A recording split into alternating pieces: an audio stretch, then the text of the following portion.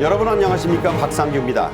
이번 6월은 국가보훈부로 격상돼 처음 맞는 호국 보훈의 달입니다.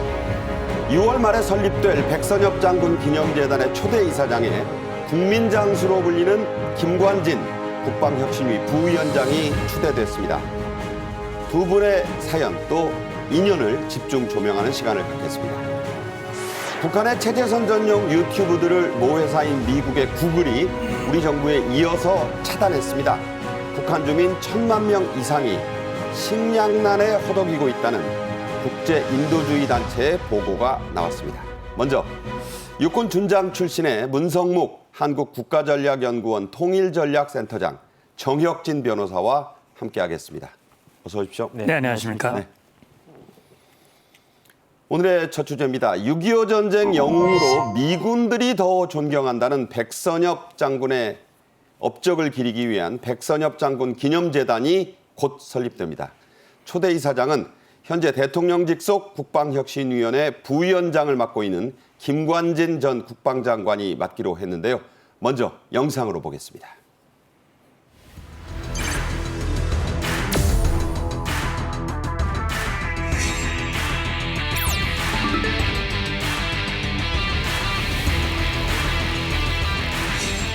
국가의 품격은 국가가 누구를 어떻게 기억하느냐에 달려 있습니다.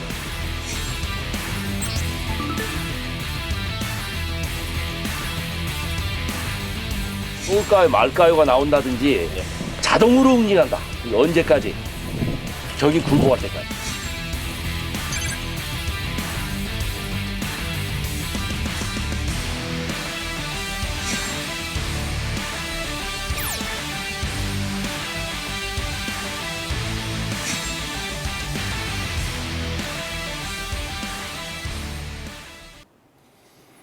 국가보훈부가 이 재단의 설립을 이미 승인했고 재단 창립식은 오는 6월 30일 서울에 있는 공군회관에서 열리기로 예정돼 있죠? 네, 백선엽 장군이 돌아가신 게 2020년 7월이었습니다. 그러니까 한 3년쯤 되신 거죠. 그 사이에도 이미 그 백선엽 장군 기념 사업회는 있었어요. 네. 그런데 이 기념 사업회를 아예 그 기념 재단으로 재단법인을 만들겠다라고 하는 것인데 재단법인이 되려고 하면은 주무관청에 허가가 있어야 되거든요. 그런데 이제 국가보훈부가 주무관청이 된 것이고 그래서 창립식이 6월 30일에 공군회관에서 열리는데 그 지금 국가보훈부 장관이 국가보훈처장에서 그 박민식 장관이 되지 않았습니까? 그렇죠. 박민식 장관, 그다음 반기문 전 유엔 사무총장, 그다음에 이제 김관진 이사장님은 이제 전 장관은 이사장이 되셨으니까 당연히 참석하실 거고 백남희 씨라고 이제 그 백선엽 장군 장녀가 있으세요. 그래서 백남희 여사도 참석하시는데 사모님은 아마 참석 못 하실 것 같아요. 네. 제가 작년에 그 백선엽 장군 사모님을 잠깐 뵌 적이 있었거든요. 그런데 이제 연세가 사모님도 이제 100세 가까이 되셨어요. 그러니까요. 그래서 이제 연세가 높으셔서 아마 참석은 못 하실 것 같고요. 사무실은 그 백선엽 장군 사무실이 옛날부터 그 살아 계실 때부터 전쟁 기념관에 있었어요. 용산에. 용산에. 네. 그래서 아마 이 기념재단의 사무실도 전쟁 기념관에 그 만들어질 것으로 그렇게 생각이 됩니다. 네. 이 고 백선엽 장군은 지난 4월에 윤석열 대통령이 미국을 국빈 방문했을 때 6.25 전쟁 한미 10대 영웅에 선정이 됐었습니다. 너무나 유명한 분이지만 그래도 주요 학력을 한번 이 양력을 돌아봐야 될 필요가 있을 것 같습니다. 네, 백선엽 기념재단의 설립은 참 늦었지만 너무나 잘하는 일이라고 생각이 되고요. 백 장군은 뭐 우리 국민들께서도 아시겠습니다. 1920년 평남 강서에서 태어나셨고요. 당시에 참 수재들만 갈 수 있다고 하는 평양 사범학교를 나왔습니다. 네. 교사 생활을 좀 했지만 교사 생활에 만족하지 않고 뭔가 좀 역할을 해야 되겠다 해서 41년 만주 군관학교 를 졸업을 하지요. 박정희 전 대통령도 나왔죠? 네, 박정희 대통령보다는 백선엽 장군이 조금 선배입니다. 네. 그래서 백선엽 장군이 만주군 소위로 임관을 해서 군 생활을 했지만 뭐 바로 얼마 안 돼서 광복이 됐거든요. 한국으로 돌아옵니다. 한국으로 와서 1945년에 이제 미군, 다시 말하면 군정을 했던 미군이 군영반을 만들어요. 조선경비대라고 하는 걸 만들기 전에 그걸 만들어서 한국군의 전신인 그 조직을 만드는 과정에서 군영반 영어반 출신들이 굉장히 중요한 역할을 합니다. 군사 영어반이죠. 예, 군사 영어반이죠. 그래서 창군과 6.25 전쟁 당시에 중요한 역할을 하는데 그중에 한 분이 바로 백선엽 장군이고요. 이 백선엽 장군은 한국군에 들어오신 후에 오연대장도 했고 육군본부 정보국장을 했는데 그리고 6.25 전쟁 당시에는 일사단장을 했습니다. 그리고 이후에 일군단장, 육군참모총장, 최초로 육군 대장이 되신 분입니다. 그리고 이분이 전역한 1960년에 전역을 하셨는데 전역한 후에는 주중한국대사 네. 또 교통부 장관을 하면서 지하철 1호선 건설을 또 맡았습니다. 네. 굉장히 우리 대한민국 창군과 국가 건설에 중요한 역할을 하신 분이다 이렇게 생각합니다. 네. 이 양력 소개 가운데서 가장 역시 우리의 눈길을 끄는 부분, 백 장군도 손꼽은 가장 치열했던 6.25의 전투, 바로 낙동강 전선의 다부동 전투입니다. 생전에 본인도 그야말로 생지옥 같았다 이런 회고를 남겼어요. 얼마나 치열했으면 생지옥이라고 했을까요? 예, 그러니까 낙동강 방어선 전투는 1950년 6월 25일 김일성의 기습 남침으로 전쟁이 시작이 됐고 3일 만에 서울을 뺏겼고요. 한 달여 만에 낙동강 전선을 제외한 나머지를 다 김일성이 장악을 했습니다. 그렇죠. 이제 이 낙동강 전선이 뚫리면 결국 전체가 다 이 공산화. 대한민국은 없어졌죠. 대한민국 전체가 없어지고 결국 풍전등화에 달린 그런 상황 속에서 당시 미 8군 사령관이었던 워커 대장이 네. 근데 대장은 아니었어요. 그때 중장이었는데 중장이요? 예, 워커 장군이 stand or die 지키지 않으면 죽는다. 여기를 지키든 죽든 둘 중에 하나를 선택해야 된다. 매우 중요한 것이죠. 이 낙동강 방어선의 다부동 전투 그 땅에서 일사단장을 하면서 다부동 전투를 지휘를 했는데요. 말씀하신 대로 이 다부동이 뚫리면 대구가 함락당하고 대구가 함락당하면 부산까지 그냥 그렇죠. 다 몰리는 것이거든요. 그렇기 때문에 당시 북한군도 일개 군단 병력을 투입을 하고 수많은 화포로 여기를 공격을 합니다. 그래서 말씀하신 대로 지옥과 같았다라고 백선엽 장군이 회고를 하는데 병사들이 얼마나 두려웠겠습니다. 그러니까 결국 사단장인 백 장군이 내가 만약에 후퇴하면 등 뒤에서 나를 쏴버려라. 네. 그러면서 사단장이 전면에서 전투를 지휘를 했고 결국은 3분의 1밖에 안 되는 병력과 전력으로 북한군을 격퇴합니다. 네. 다부동 전투의 영웅이라고 하는 것이 바로 여기서 나온 것이고요. 이 백선엽 장군이 이후에도 한국전쟁에서 매우 중요한 역할들을 하게 되지요. 네. 자, 이런 고 백선엽 장군을 미군에서 더 높게 평가하고 존경한다는 것이 이런 이해가 있습니다. 미군 장성 진급자들을 대상으로 하는 해외 연수 프로그램이 있습니다. 여기에 한국에 찾아가서 백선엽 장군 만나기라는 그런 프로그램이 필수 코스로 자리 잡았다고요? 그러니까 미군은 우리나라랑 좀 틀려가지고 그 미군 캠프가 전 세계에 다 퍼져 있어요. 그렇기 때문에 미국에서 장군으로 진급하면 해외 각 캠프를 순방할 수밖에 없거든요. 그런데 한국에 오면은 백선엽 장군을 만나라. 이게 하나의 필수 코스가 된 거고 꼭 이런 코스만 아니더라도 지금은 이제 없어졌지만 옛날에 용산의 미 8군에 들어가면 하텔하우스라고 좋은 레스토랑이 있었거든요. 네네. 제가 거기서 식사할 때 백선엽 장군이 미군 장성이나 이렇게 높은 사람들하고 식사하는 모습을 여러 차례 봤습니다. 그런데 미군이 왜 이렇게 우리나라에서보다도 못지않게 그 백선엽 장군을 대우를 할까? 미군 입장에서는요, 백선엽 장군이 군인 중에 군인으로 판단을 하는 거예요. 네. 그런데 단순한 군인 중에 군인이 아니고 실질적으로 전쟁을 치러본 여기 저기 문 장군님도 군인이시지만은 직접 전쟁을 경험한 군인들이 많지 않을 수 있단 말이죠. 그렇죠. 그런데 6.25라고 하는 엄청난 전쟁을 실질적으로 치러본 그 군인이기 때문에 미군 입장에서 아무리 한국군이라고 해도 존경할 수밖에 없다는 거고 지금 한국에 나와 있는 미군 중에서 제일 계급이 높은 사람이 한미연합사령관이거든요. 그렇죠. 대장. 유엔군 사령관도 겸직하고 있는데 포스타 제네럴이란 말이죠. 그렇기 때문에 그 지난 2020년 백선엽 장군 돌아가셨을 때 이미 퇴임했던 그 전직 퇴임 한미연합 사령관들이 이렇게 백선엽 장군을 기리고 추모하는 메시지도 남겼었던 그런 기억이 있습니다. 에이브럼스라고 하는 탱크가 있고요. 그 에이브럼스 탱크가 그 이름을 딴 장군이 있는데 그분의 손자가 주한미군 사령관 대장이었지 않습니까? 그분이 생전에 백선엽 장군을 만날 때 무릎을 꿇고 그 예우하는 장면이 큰 화제가 한미에서 되기도 했었죠.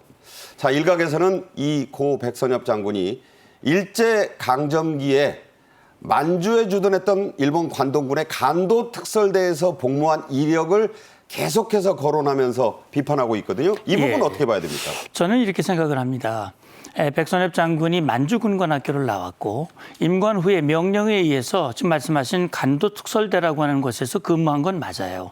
근데 41년도 임관 후에 간도특설대에 갔는데 그때는 이미요. 이 간도특설대는 다시 말해 중국 공산당의 지원을 받는 팔로군, 그다음에 중국 공산당을 위해서 싸우는 동북 항일연군이라고 하는 김일성을 예. 포함한 이런 세력들을 토벌하기 위해서 만든 만주국 군대입니다.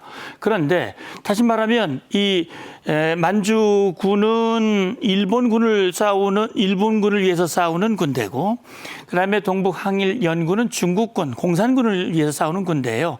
이걸 위해서 만들었는데 사실은요 거기 소속은 됐지만. 백선엽 장군이 그곳에 갔을 때는 이미 동북 항일연군의 대부분은 소련으로 가버렸어요. 그렇다고 김일성을 하네요. 포함해서. 네. 김일성이 소련으로 가가지고 소련군 대위 계급장을 달고 45년에 북한으로 들어오는 거거든요. 그래서 만주 특설대의 명령을 받았다고 해서 백선엽 장군이 다시 말하면 친일 그 행적이라고 그래서 대우를 못 받는 것은 이건 매우 전 부당하다고 봅니다. 사실관계에도 맞지 않네요. 사실관계도 맞지 않고요. 네. 저는 그런 생각을 합니다. 지금 혹시 앵커님 아시는지 모르겠는데 백선엽 장군이 육군본부의 정보국장을 했거든요. 네네. 정보국장 했을 당시에 일화가 있습니다. 그때 당시에 박정희가 공산당이라고 그래가지고 붙잡혀가지고 군복이 벗겨지고 그때 뭐 사형 선고 당할 사형 선고를 위기였잖아요. 받았거든요. 네. 받았는데 백선엽 장군이 이 박정희는 공산당이 아니다. 그 보증을 섰죠. 예, 보증을 서서 결국은 사면이 됐고요. 군복을 벗고 군무원으로 백선엽 장군 밑에서 근무를 했습니다. 백의종군이죠. 네, 백의종군을 하고 6.25 전쟁이 발발하면서 박정희가 중령계급장을 달고 참전을 합니다. 복귀하는. 예, 결국은 백선엽의 그런 역할에 의해서 박정희가 살았고 결국 이후에 우리 대한민국 대통령 역할을 했거든요. 그래서 여러 가지로 저는 볼 때 그래서 이걸 어떤 정치적인 이념의 잣대로 정치적 호불호에 따라서 저는 백선엽 장군 돌아가셨을 때 당시 장례식에 대통령 참석 안 했어요. 그랬죠. 당시 여당 의원들도 대부분 참석 안 했고요. 서울 시민들을 위한 분향소 설치도 못하게 했거든요. 그랬죠. 이런 것은 매우 부적절하다고 생각이 되고요. 백선엽 장군은 그래서 아까 미군들의 존경은 정파를 떠나서 정말 국가를 위해서 희생한 분들을 국가가 존중해주는 그것이 전 필요하다고 봅니다. 네. 자, 설명 잘 들으셨고 판단하셨으리라 믿습니다. 백선엽 장군 기념재단의 초대 이사장을 김관진 전 국방장관이 맡게 됐습니다. 자, 백 장군의 장녀인 백남희 여사가 직접 김 부위원장, 김 전 장관에게 부탁을 했다고요? 옛날에는요, 그 국방부 장관이 취임하면 시간을 정해가지고 백선엽 장군 초청해가지고 식사 대접도 하고 덕담도 듣고 거의 모든 그 국방부 장관들이 그렇게 하셨었는데 백선엽 장군은 어떻게 생각을 하셨냐면 네. 군인은 군인다워야 한다. 그런데 군인이 군인다워야 하는 것이 무엇을 의미하느냐? 정치와 종파와 그리고 이권을 초월해야 된다. 그런데 아마 제 생각에는 그 백선엽 장군이 백남희 여사에게 뭐 국방부 장관 여러 명 다 후배들이니까 이야기하지 않았겠습니까? 그 중에 그 여러 전직 국방부 장관 중에서 김관진 장관에 대해서 제일 그 높게 평가하신 것이 아닌가. 네. 저 정도는 돼야 군인답지 역시 이런 말들을 아마 백선엽 장군이 살아 계실 때 그 따님한테 하셨을 것 같고 이런 점들을 기려서 그 백남희 여사가 특별히 이제 김관진 장관을 그 이사장으로 초빙을 해야 되겠다 해가지고 그 부탁을 드린 것이 아닌가 저는 그런 생각이 듭니다. 네. 김관진 전 장관 하면은 북한이 가장 두려워하는 대한민국의 장군이었다. 또 그래서 국민 장수란 별명까지 지금 붙어 있는데요. 김관진 전 장관의 주요 발언들 한번 돌아보겠습니다. 저놈들이 수사적 위협을 가할 적에는 우리는 모든 것을 적의 동태에 주목에 집중을 해줘야 된다. 적이 만일 도발한다면은 방금 여단장이 나한테 보고했듯이 즉시에 이미 명령은 내려가 있습니다. 선조치 보고하라 하는 것은 내가 몇 번 이야기했기 때문에 곧바로 원점 응징, 지원 세력 타격, 상급부대 자산을 이용해서 주위 세력까지 타격이 가능하도록 항상 대비를 하고 있어야 됩니다. 지금으로부터 꼭 10여 년 전에 천안함 폭침 3주기를 맞아서 국방장관 자격으로 백령도에 가서 했던 저 유명한 말입니다. 선조치 후보고. 자, 김관진 국방혁신위 부위원장이 박민식 국가보훈부 장관 그리고 백남희 여사와 함께 최근 한 언론과 인터뷰를 했는데 6년 만이었습니다. 주로 어떤 얘기가 오갔죠? 그러니까 이제 김관진 장관에게 그동안 여러 가지 어려움이 있지 않았습니까? 그래서 인터뷰를 6년 만에 하셨는데 제가 굉장히 인상 깊게 봤던 거는 시대가 바뀌었다. 어떤 시대냐? 다른 시대도 아니고 AI 시대가 바뀌었다. 그렇죠. 이렇게 말씀을 하셨어요. 그런데 이어진 말씀이 그런데 시대가 이렇게 급속도로 바뀌고 있는데 바뀌지 않은 것이 있다. 그것이 무엇이냐? 첫 번째로 북한이 남한을 침공해서 적화하려고 하는 그런 야욕은 변화하지 않았다. 그 지난 몇 년 동안에 여러 가지 제스처가 있었지만 그것이 결국은 다 허망한 것이고 다 거짓이었던 것으로 결국은 북한은 핵과 미사일을 개발하려고 하는 생각을 하나도 버리지 않았다는 게 드러나지 않았습니까? 그렇기 때문에 두 번째 바뀌지 말아야 될 것이 있다. 그건 뭐냐면은 북한에 대해서 적에 대해서 대비하는 것이 필수다. 그러면 어떻게 대비해야 되느냐? 군인이니까 열심히 훈련을 갖다 해야죠. 엑서사이즈를 해야죠. 네. 그런데 그것 못지않게 중요한 게 정신 전력도 제대로 갖추는 것이 중요하다. 이런 취지로 인터뷰를 하신 것으로 제가 알고 있습니다. 네.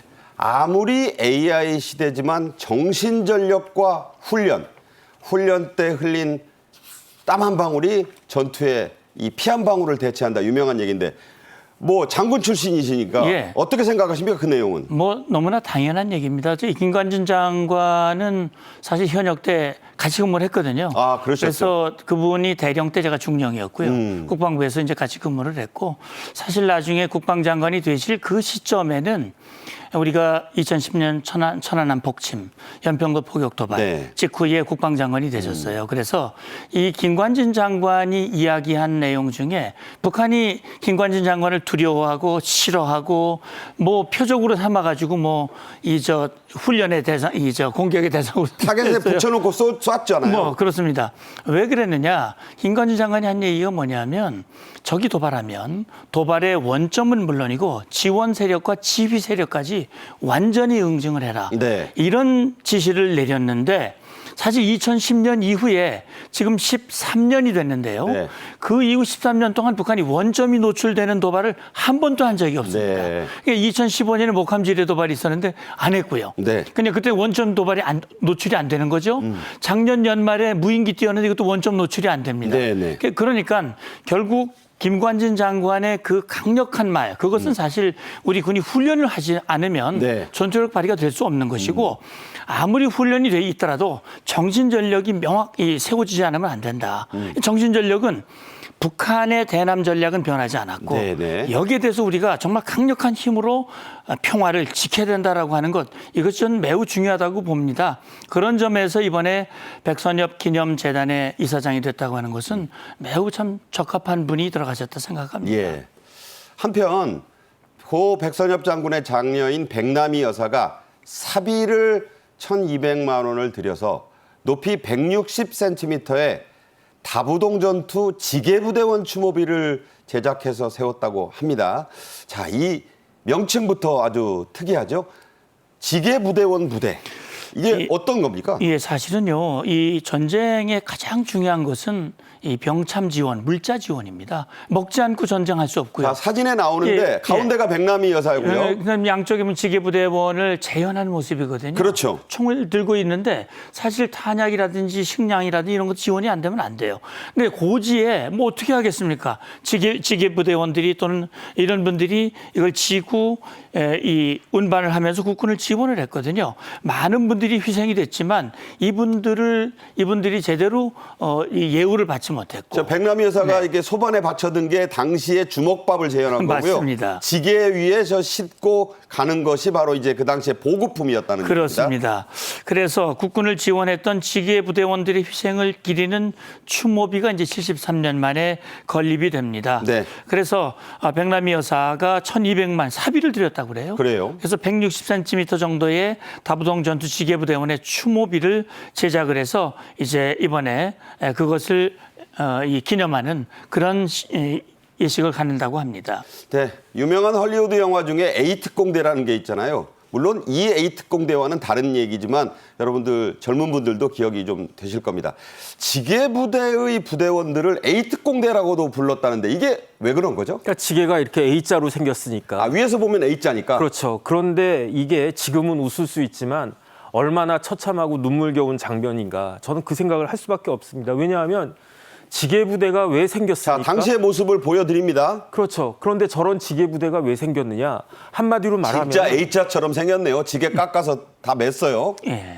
1950년 당시의 모습입니다. 그렇죠. 그런데 배낭이 없었기 때문에 지게를 맨 거잖아요. 네. 지게가 필요해서 저게 효율적이어서 그 한 게 아니고 그 당시 우리나라 병참 조금 전에 문 장군님 말씀하셨지만은 제일 중요한 것 중에 하나가 병참인데 그 병참을 담당할 가장 기본 중에 기본인 그 배낭이 없어서 저렇게 지게를 짊어진 건데 눈물겨운 얘기네요. 근데 지게가 무겁지 않습니까? 그런데 저 지게에다가 40kg를 더 얹었대요. 아. 그러면 요즘 이제 그 행군하고 그러면은 군장 30kg 넣고 그 행군을 해도 힘들잖아요. 굉장히 힘든데 그런데 저런 상황이니까 저 지게 부대원들한테 총이 지급이 됐겠습니까? 아니면 실질적으로 그 행군하고 군대에 있어서 제일 중요한 것 중에 하나가 신발이거든요.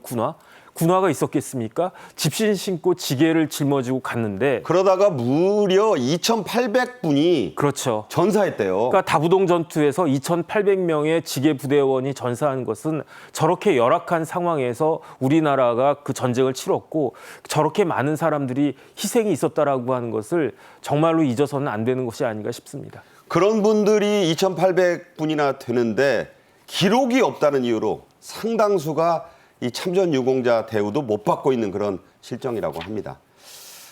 73년을 맞는 6.25 기념 행사가 지난 6월 25일 서울 장축체육관에서 열렸습니다. 부로 승격된 뒤 처음으로 국가보훈부가 주관하는 첫 6.25 기념식이었는데요. 한덕수 총리와 참전 유공자 등 1,500여 명이 참석을 했습니다. 영상 보면서 얘기를 좀 이어가겠습니다. 네, 6월 25일 장축체육관입니다. 지금 한덕수 총리가 휠체어를 밀고 유엔 참전국 등장하시잖아요. 국기는 네. 전투지원국과 의료지원국 국내 도착순으로 입장하고 마지막으로 유엔기와 태극기 입장이 있겠습니다.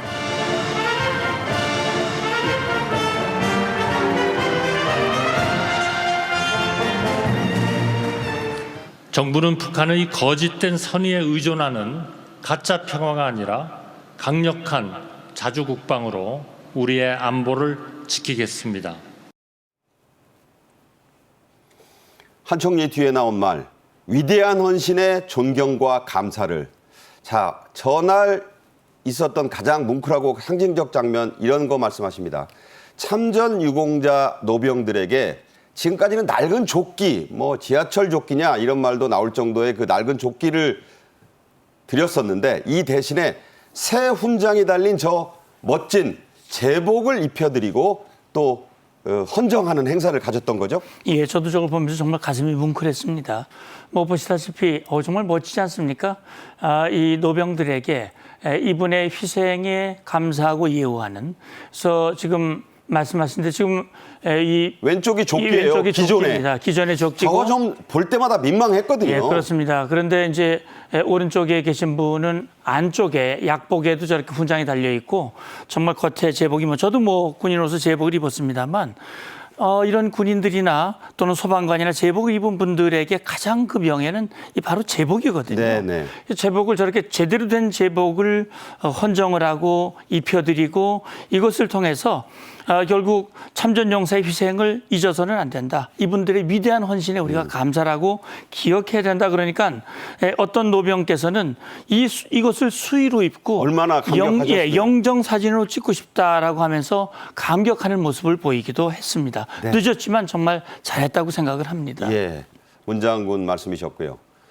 참으로 안타까운 사연도 최근에 전해졌습니다. 6.25 참전용사이신 부산의 80대 중반 노인분이 생활고를 이기지 못해 동네 마트에서 8만 원 남짓한 반찬거리를 훔치다가 입건이 됐죠? 네, 그분이 6.25 참전 용사이셨습니다. 네, 홀로 살고 계셨고 한 달에 보조금이 국가에서 한 60만 원 정도 나왔는데 8만 원 정도 이제 그 반찬거리를 훔쳤다라고 참기름, 뭐 젓갈 그런 거래요. 그런데 중요한 건 뭐냐면요. 한 번에 8만 원어치를 훔친 게 아니고 7차례에 걸쳐서 8만 원어치를 훔친 거예요. 그러니까 한 번에 한 돈만 원 정도 되는 뭐 참기름, 젓갈 이런 것들을 그렇게 그 훔칠 정도로 굉장히 어렵게 이렇게 살아오셨던 것 같은데 이런 분들에 대해서는 국가가 지원을 해야 된다라고 저는 생각을 갖다 하고요. 실제로 온정의 손길이 네네. 뭐 돈도 드리겠다, 계좌번호 알려달라, 물품 보내겠다 그런 문의와 실제로 이 온정이 답지했다 그래요? 그래서 수십 명의 시민들이 이분들을 도와야 되겠다라고 하는 그런 그 미담으로 이어지고 있는 것 같습니다. 네. 자, 우리 주변에 이런 어른들이 없는지 다시 한번 또 돌아봐야 될 일입니다. 한동훈 법무장관이 이 6.25 전쟁 추념식에서 한 참전 노병으로부터 쪽지를 건네받았습니다. 이게 큰 화제가 됐는데요. 자, 영상을 보시면 올라와 주시기 한 장관이 바랍니다. 이 쪽지를 읽고 영섭님. 있는 장면이 지금 포착되기도 했는데 자, 어떤 내용이? 지금 나오네요. 한번 예, 그렇습니다. 보시면 저는 KLO 부대. 켈로 부대라고 그러죠. 이창건입니다. 켈로가 인정받은 건 이번이 처음이며 지난 2월엔 보상금과 이 청와대 오찬에 또 초청을 받은 적이 있다. 네. 예. 북한에 침투했다가 휴전 때문에 못 세 따라온 번입니다. 동지들 생각하면 무대로 올라와 눈물이 앞을 가립니다. 26분이 네. 6.25 발발 직전에 북으로 갔다 못 돌아왔다. 그렇습니다. 눈물이 지금도 앞을 가린다. 예, 당시 6.25 전쟁 당시에도 전쟁은 역시 정보가 중요합니다. 그래서 사실 유엔군들은 외모부터 드러나기 때문에 돌아가서 첩보 활동을 할 수가 없어요. 그래서 한국군 그때 당시에 모집을 했는데 결국 군번도 없이 들어가가지고 첩보를 수집을 했고 상당히 우리 전공에 기여를 많이 했습니다. 네. 그럼에도 불구하고 기록이 없다는 이유로 그동안 예우도 받지 못했고 제대로 보상도 받지 못했는데 이렇게 70여 년 만에 이런 보상을 받은 거에 대해서 정말 눈물겹다. 또 돌아오지 못한 그 전우들이 너무 가슴이 아프다라는 이 쪽지를 한동훈 장관에게 전한 것 같습니다. 네, 쪽지 보시면 알지만 급히 찢어서 쓴 한자 한자 정성스럽게 쓴 그런 쪽지였습니다. 이 쪽지를 건네받은 한동훈 장관 감동을 크게 받아서 손에 놓지를 못했다고 합니다. 손에서.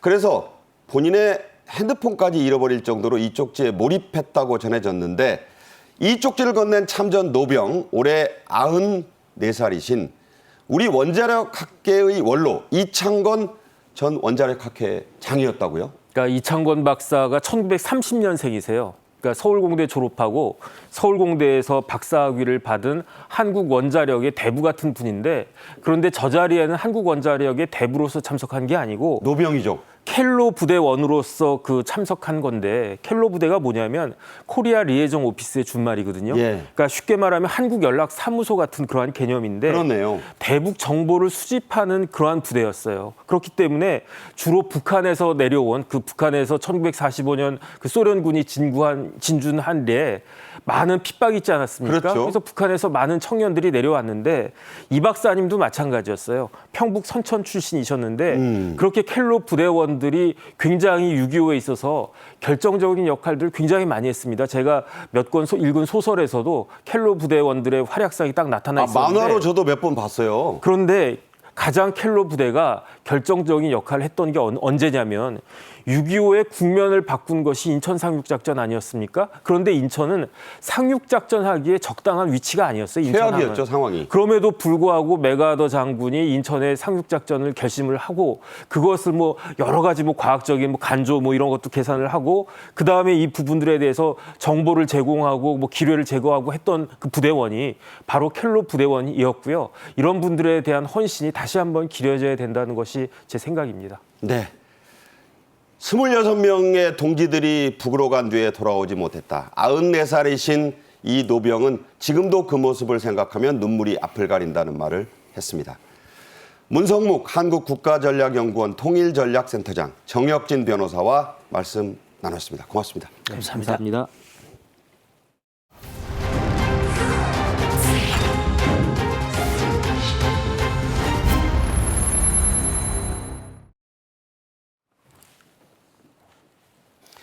네, 이어서 북한은 지금입니다. 북한 주민 1,000만 명 이상이 식량난에 허덕이고 있다고 영국의 본부를 둔 국제 인도주의 단체가 발표했습니다. 북한의 대외 선전용 매체로 활약했던 유튜브 계정들을 우리 정부에 이어서 유튜브의 모회사인 미국의 구글도 폐쇄 조치했습니다. 먼저 영상으로 보겠습니다.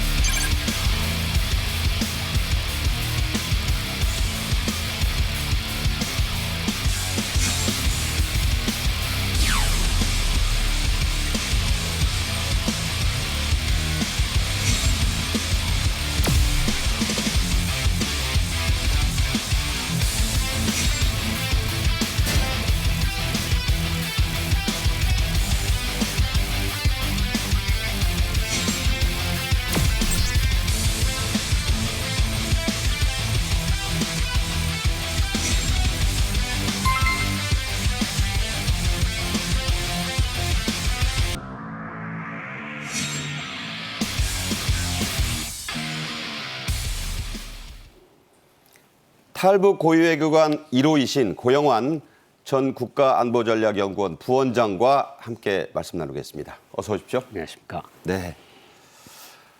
개성에서도 매일같이 수십 명씩이 굶어 죽는다는 얘기를 전해드린 게 약 한 달쯤 전이었습니다.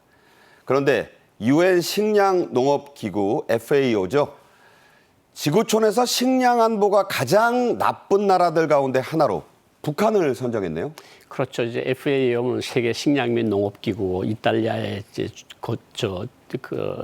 본부가 있는 분데 거기서 식량 안보에 대한 기준을 만들어 놔서 그걸 보고 발표를 했는데 P3 플러스라는 등급을 매겼어요. 이게 P3 플러스. 예, 그게 가장 세계에서 그러니까 식량 안보가 가장 취약하고 가장 어려운 나라들을 뽑았는데 거기에 북한이 들어갔다. 그러니까 꼴찌 그룹이네요. 꼴찌 그룹. 네.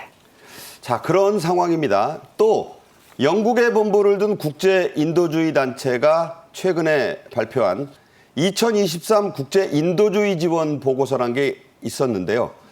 여기에 인도적 지원이 필요한 북한의 주민 수 1,000만 명이 넘는다. 1,040만 명이나 된다. 뭐 이런 얘기를 했어요. 예, 북한 주민이 북한에서 발표하는 건 2,500만이라고 하지만 우리가 보건 데는 한 2,200에서 2,300만 명으로 보고 있거든요. 그러면 인구의 거의 절반이 극심한 식량난에 시달리고 있다는 건데, 저 이제 국제 지원 및 그러니까 인도주의적 단체 개발 이니셔티브라는 데서 발표한 자료인데 네. 북한이 어떤 나라들하고 같이 묶였는가 하면 들어보십시오. 예멘, 수단, 아프가니스탄, 민주콩고 이게 다 내전 중인 나라입니다. 그렇네요. 그리고 여기에 베네수엘라, 포퓰리즘으로 경제가 망가진 대표적인 나라 베네수엘라. 네. 이런 나라들과 같이 묶여서 북한이 그야말로 내전 중이거나 세계 최빈국에 북한이 들어갔다는 거고 인구의 거의 절반이 최하위급 그룹에서 지금 살고 있다. 그러니까 지금 뭐 계속 들려오는 소문은 뭐 1월 달에 개성에서 사람들이 굶어 죽었고 이것이 3월 달에 강원도로 가서 퍼지고 이게 지금 전국으로 확산이 되면서 거의 뭐 초근목피 뭐 그런 말이 다시 나오고 있고 고난의 행군이 다시 시작되고 있다. 이런 말들이 나올 정도로 식량난이 지금 확산이 되고 있는데 이 국제기구까지도 1,040만 명이 지금 굶어 죽을 위기에 처해 있다고 발표할 정도니 앞에서 말씀드린 FAO도 그렇고 북한의 식량 사정이 지금 얼마나 나쁜가를 알 수 있을 것 같습니다. 네.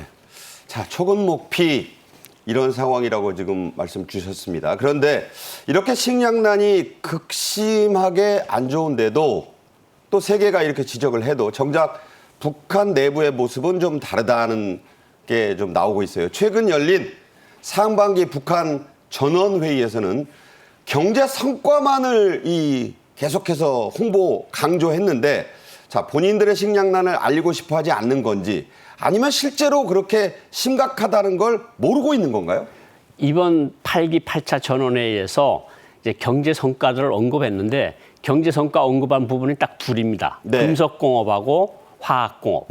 그리고 나머지 일반 부분들에서는 심각한 결함과 폐단들이 발견됐다. 네. 근데 아마 농업 부분이 여기 하나 들어가는 것 같고 그래서 그렇지만 북한은 뭐 당의 현명한 영도에 당 중앙의 현명한 영도에 의해서 저렇게 아주 전진을 계속해서 이룩하고 있다고 했는데 얼마나 경제가 안 좋은가면 김정은이 집권해서 당대회, 당전원회, 당중앙군사위원회를 15차례를 열었는데 네. 연설 안 한 게 이번에 처음입니다. 그러니까 그래서 네. 다들 기다렸잖아요. 네. 그런데 이제 뭐 그 건강 안 좋은 거, 뭐 뾰루지 난 거, 네. 다크서클 난 것만 보여줬지 입을 안 열었어요. 실질적으로 자기도 차마 나와서 경제 성과를 이룩했다고 말할 체면에 안 서니까 그냥 당 정치국이 보고에 의하면 그러니까 당 정치국에다가 모든 책임을 씌우고 자기는 가만히 있었던 거죠. 그러니까 얼마나 상황이 나쁘면 김정은이가 사상 처음으로 자기가 전원회에서 연설을 안 했겠습니까? 그러니까 뭐라도 좀 홍보할 게 있으면 분명히 말을 했을 텐데 네. 그럴 처지도 못 되고 네. 참 스트레스 받으니까 얼굴에 뭐 이런 이상한 거나 나고 네. 그랬다는 얘기로 해석이 됩니다.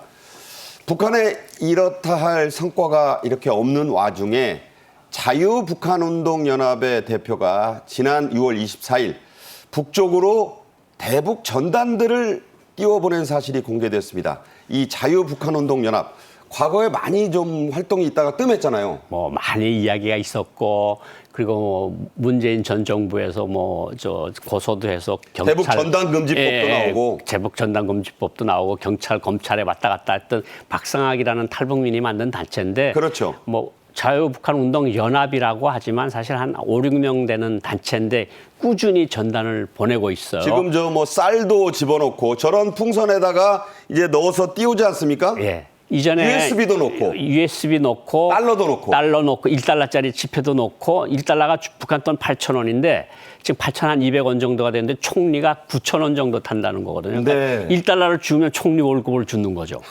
근데 저게 하면서 이번에 보낸 거는 주로 이제 책자 6.25 전쟁과 관련한 것들을 많이 보냈고 어떤 현수막 같은 것도 보냈는데 거기에 이제 73년 전에는 아버지가 남침을 했는데 너는 지금도 언제 남침을 할 거냐 뭐 이런 내용의 어떤 현수막까지 붙여서 풍선을 보냈는데 풍선에 뭐 기본적으로 이제 여러 가지 약품도 들어가 이번에 특징이 들어간 게 이제 약품이 들어가고 그런 건데 어쨌든 북한 주민들한테 저게 이제 어느 정도의 상공에 이르려면 자동적으로 타이머가 터져서 그 지역에 떨어지게 하는 이런 기술까지도 이제 가지고 있어서 그러니까 어디까지 가다가 터져서 떨어지게끔. 그러니까 그게 시내도나 아니면 산 같은 데 떨어져야지 사람들이 죽기가 쉽거든요. 그렇죠. 그러니까 산 같은 데 가면 거기서 타이머를 터뜨려서 하는 그런 전단들을 보내고 있습니다.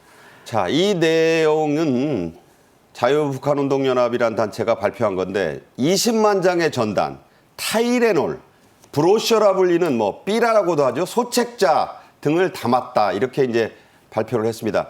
자, 이 풍선 아래에는요.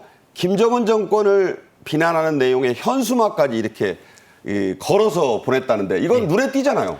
근데 이제 그거는 아마 세계 여론을 형성하기 위해서 그렇게 붙인 것 같고 저거 네. 이제 저걸 북한 사람들이 주스면 저걸 어떻게 쓰겠습니까? 저걸 뭐 못 쓰는 건데 약간 선전적인 효과가 있다. 그런 효과가 있는 거고 이제 타이레놀을 보냈다는데 굉장히 좀 우리가 주목할 필요가 있는데 다른 때는 1달러짜리 지폐를 넣었는데 이번엔 타이레놀을 집중적으로 해서 넣었어요. 네. 그거는 북한에 아직도 코로나가 많이 남아 있다. 미제 해열제잖아요, 이게. 그렇죠. 해열제인데 우리나라에서도 이제 만들어 생산을 하는데 결국은 북한이 백신을 맞은 사람이 극히 소수고 그리고 식량난으로 면역력이 극도로 저하돼 있고 네네. 코로나는 아직도 완전히 끝나지 않았고 그러니까 이제 저거를 타이레놀을 보내면 일반 사람들이 한국제 타이레놀을 먹으면 얼마나 그 도움이 되겠습니까? 그러니까 네. 많은 도움을 주는 품목들 저 친구들이 항상 찾아요. 쌀이 귀하다 할 땐 쌀을 생수병에다 넣어가지고 보내기도 하고 그러는데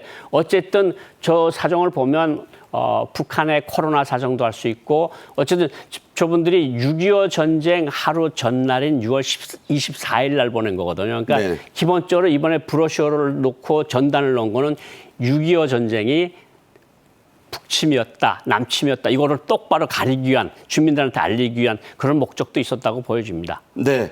6.25 밤 10시쯤 김포에서 이걸 보냈을 때 그 내용을 이렇게 밝혔습니다. 타이레놀을 5만 알을 보냈고 마스크가 10,000장이 북한으로 들어갔다. 소책자가 200건이었는데 여기에는 6.25가 김일성의 남침임을 자세히 명시하는 내용을 넣었는데 네. 뭐 공공연한 사실 같지만 이걸 또 소책자에 넣어 보낸다는 건 의미가 다르죠? 그러니까 소책자에 어떤 내용들을 주로 실는가 하면 6.25 전쟁이 어떤 계기로 스탈린과 모태똥이 어떤 지시에서 어떤 무기를 받고 실제로 6월 25일 날 새벽에 남한을 공격을 하기 시작했다 네. 하는 내용들을 적어서 보내는 거거든요. 그러니까 저걸 보면 북한 사람들의 의식이 많이 변할 수 있죠. 왜냐하면 6.25 전쟁은 이제까지 북침이었다고 계속 교육을 받았으니까 네. 아니다, 남침이다 하는 걸 보냈고 결국은 코로나 방역으로 해서 마스크와 타이레놀을 보낸 거죠.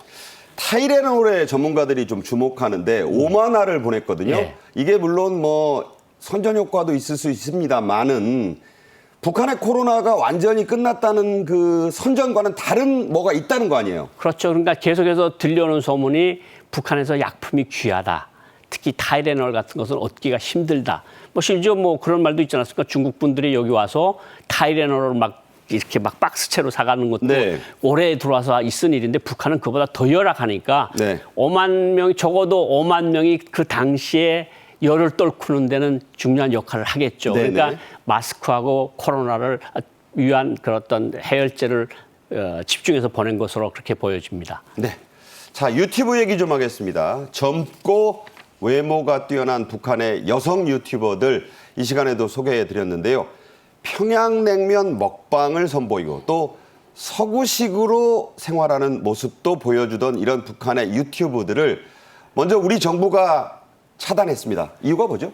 그러니까 이제 우리 방송통신심의위원회라는 데서 이거는 북한을 일방적으로 미화하고 북한 실상을 왜곡하는 거니 이것을 차단해 달라고 어쨌든 구글에 요청을 그러니까 해서 차단된 지금 유튜브 모습 보이고 있어요. 예, 저기 이제 뭐 송이, 뭐 유미, 뭐 뉴 DPRK 이런 계정들이 한국에서 계속해서 보여지던 거예요. 그래서 많은 사람들이 보는데 북한에 대한 심오한 지식이 없는 분들은 북한도 꽤 먹고 살만하네. 그러니까 수족관에서 뭐 철갑상어 키워서 철갑상어도 거기에서 먹고 뭐 캐비어 만들어 먹는다 이런 선전이었어요. 캐비어도 먹고 뭐 옥류관 냉면도 아무 때나 먹고 싶으면 가서 먹고 근데 실상은 완전히 다르거든요. 지금 돈주들까지 죽을 먹는데 언제 저렇게 평양냉면을 가서 평양냉면 옥류관에서 먹방하는 거 나왔었어요. 옥류관에서 지금 먹방을 하잖아요, 저렇게. 그러니까 일반 사람들이 보건대는 아니 뭐 서울에서도 냉면 먹으려면 이 여름에 더운데 줄 서서 먹어야 되는데 저기 잘 먹네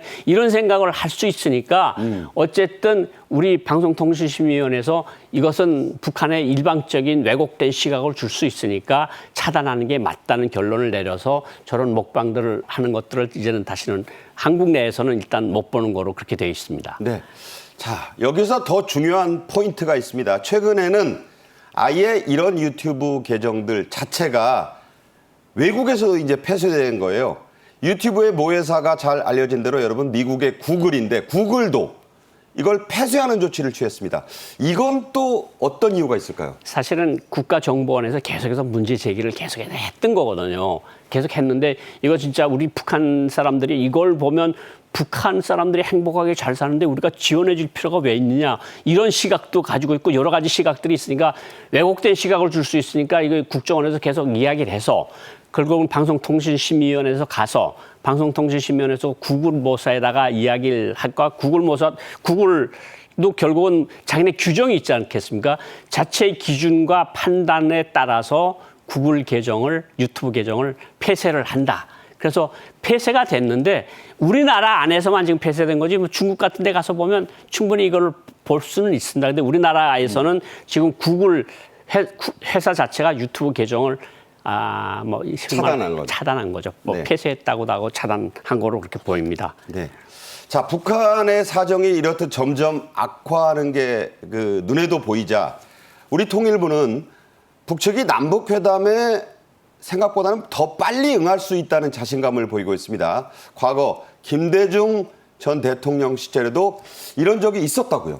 그러니까 권영세 장관이 이제 그런 말씀을 하셨는데 통일부 장관께서 근데 이제 역사를 돌이켜 보면 동구권이 무너지던 89년, 90년을 걸치면서 결국은 북한이 최대의 경제 위기에 처하고 체제 위기에 처하니까 남북 총리급 회담을 열어서 아주 유명한 남북 기본 합의서가 1991년에 나오고 그렇죠. 그리고 94년부터 99년까지 고난의 행군을 북한이 겪으면서 200~300만 명이 굶어 죽고 그러니까 1년 있다가 결국은 우리한테 손을 내밀어서 김대중 정부하고 대화를 해서 김대중 대통령이 전 대통령이 평양까지 간 거 아닙니까? 바로 당시의 모습입니다. 김정일 당시 위원장이 이제 평양에 내리는 김대중 당시 대통령을 영접하는 뭐 역사적인 장면이었죠. 네, 역사적인 장면이었고 뭐 우리 한국 대통령이 이제 처음으로 분단 연대 이후에 처음으로 평양 가서 김정일 전 위원장을 만났던 건데 결국은 북한이 어떤 시대 회담에 잘 나오는가 하면 북한이 아주 우월한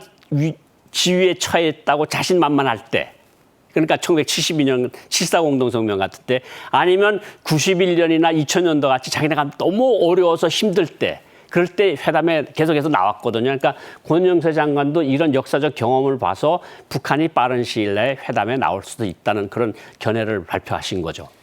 그래서 이 권영세 통일부 장관은 이번 정권 안에도 남북회담이 열릴 수 있다고 이렇게 얘기했는데 만약에 남북회담이 북측의 요청으로 열린다면 어떤 일을 할 수 있을까요? 뭐 기본적으로 우리 담대한 구상, 우리 윤석열 대통령이 내놓은 담대한 구상에 대한 설명도 있을 거고 그리고 비핵화에서 진전을 보이기가 시작하면 아니면 진정성을 보이기만 하면 우리가 북한을 도와주겠다. 이런 이야기들이 진행되고 아마도 어느 정도 관계가 좀 좋아지면 뭐 어느 정도 좀 긍정적으로 변하면 개성 공동연락사무소 같은 거 폭파한 거는 당신의 사과해야 되는 거 아니냐. 네. 이런 문제도 이야기가 될 수 있고 그러니까 모든 문제가 온더 테이블에 올라갈 수 있다. 그러니까 결국은 이번에 빠른 시일 내에 윤석열 정부 하에서도 남북 회담의 문이 열릴 수 있다. 저도 그렇게 생각하는 사람 중에 한 명입니다. 네. 강력한 힘만이 진짜 평화를 보장한다. 바로 그런 신뢰가 아닐까 싶습니다. 고영환 전 국가안보전략연구원 부원장과 말씀 나눴습니다. 고맙습니다. 고맙습니다. 네. 오늘 저희 정책엔 이슈가 준비한 소식 여기까지입니다. 시청해 주신 여러분 감사합니다.